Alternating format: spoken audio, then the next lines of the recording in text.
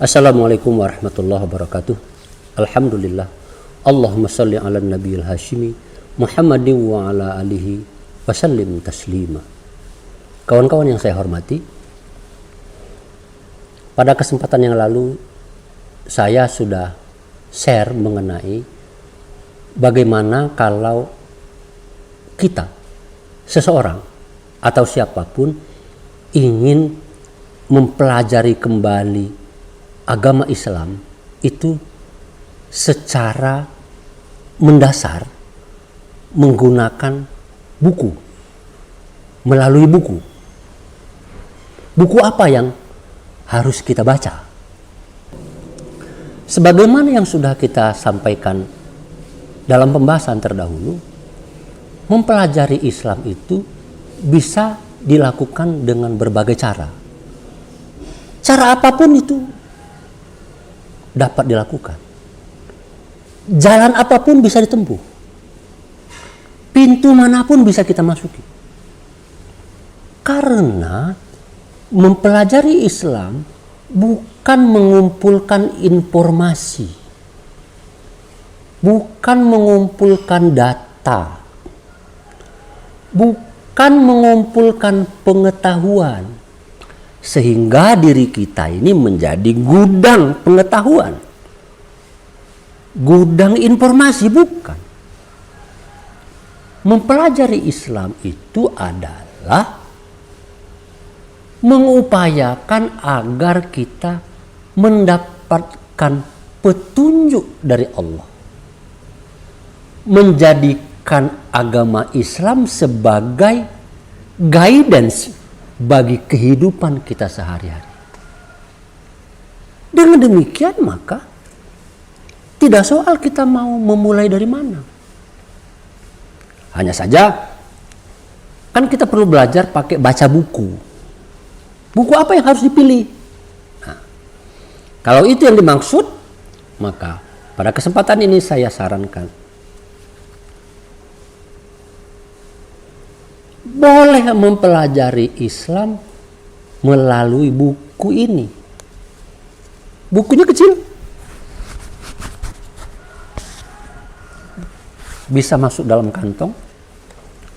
Judulnya Hadis Arba'in An-Nawawi. Kawan-kawan yang di pesantren, kawan-kawan yang pernah ngaji di pondok, kawan-kawan yang biasa di masjid, paham tentang buku ini. Hadis Arba'in An-Nawawi. Ya, ini kumpulan hadis. Arba'in itu artinya 40 atau 40-an. Ini isinya 42 hadis. Jadi buku ini berisi 42 hadis hasil kumpulan dari Imam Nawawi. 40 hadis atau 42 hadis ini bukan asal kumpul, bukan asal comot, tapi setelah dengan penguasaan yang penuh terhadap semua hadis, dia pilih-pilih, 40 ini yang paling utama yang perlu Anda pelajarin pertama. Kata An-Nawawi kira-kira begitu. Dengan mempelajari secara baik 40 hadis ini atau 42 hadis ini, maka kita sudah masuk ke dalam Islam itu secara betul. Jadi bukan hanya di pintunya, tapi sudah masuk. Meskipun hanya 40 hadis. Tentu saja hadis itu kan berbahasa Arab. Maka yang saya pegang ini adalah terjemahan Hadis Arba'in An-Nawawi. Saya tidak bisa bahasa Arab, pakai yang ada terjemahannya. Bulan puasa sudah dekat, baca-baca Hadis Arba'in An-Nawawi ini. Berikut terjemahannya. Kalau dimulai satu hadis satu sejak pembukaan munggahan sebelum puasa, tamat nanti setelah selesai puasa Syawal 40 hadis.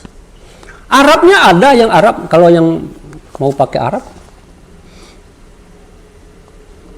Saya tidak anjurkan kepada yang tidak menguasai bahasa Arab menggunakan asli Arab, tapi menggunakan saja yang terjemahan dan ini syarah. Kumpulan hadis Arba'in An-Nawawi, syarah Sayyid bin Ibrahim Al-Huwaiti. Jadi kawan-kawan sekalian, rekomendasi saya untuk mempelajari Islam dari awal secara benar adalah bisa juga dengan membaca hadis Arba'in An-Nawawi. Hadis Arba'in An-Nawawi ini mencakup semua aspek di dalam Islam. Tauhidnya, fikihnya, akhlaknya, tasawufnya, hubungan kemanusiaannya, lengkap ada di sini. Hadis pertama bicara tentang niat.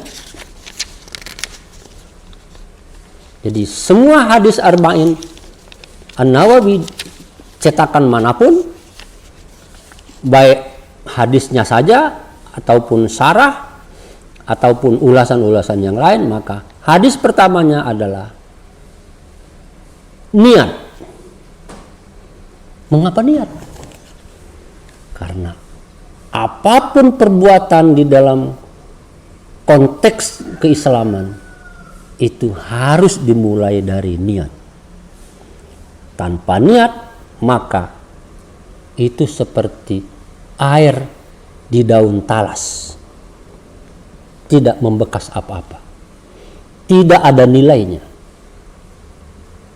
Jadi jangan langsung baca kitab-kitab Islam yang tinggi-tinggi tetapi niatnya nggak ada, niatnya salah, tidak dimulai dari niat, nggak cocok. Hadis yang kedua adalah tentang iman, Islam, dan ihsan. Sebagaimana yang sudah kita ketahui bersama, 3 aspek itu adalah pondasi daripada ajaran agama Islam. Jadi kelihatan dari hadis 1 dan hadis 2 saja, buku ini sudah meletakkan Islam pada tempatnya, dan kalau kita mempelajari melalui hadis Arba'in, kita masuk dan meniti jalan on the track. Kira-kira begitu. Ini saran saya untuk kawan-kawan yang masih penasaran ingin mempelajari Islam kembali secara betul melalui buku. Yang terbaik tentu saja melalui guru yang terbaik. Tetapi buku bisa menjadi representasi daripada guru. Dan dalam hal ini kita seperti belajar Islam kepada Imam An-Nawawi. Terima kasih. Wassalamualaikum warahmatullahi wabarakatuh.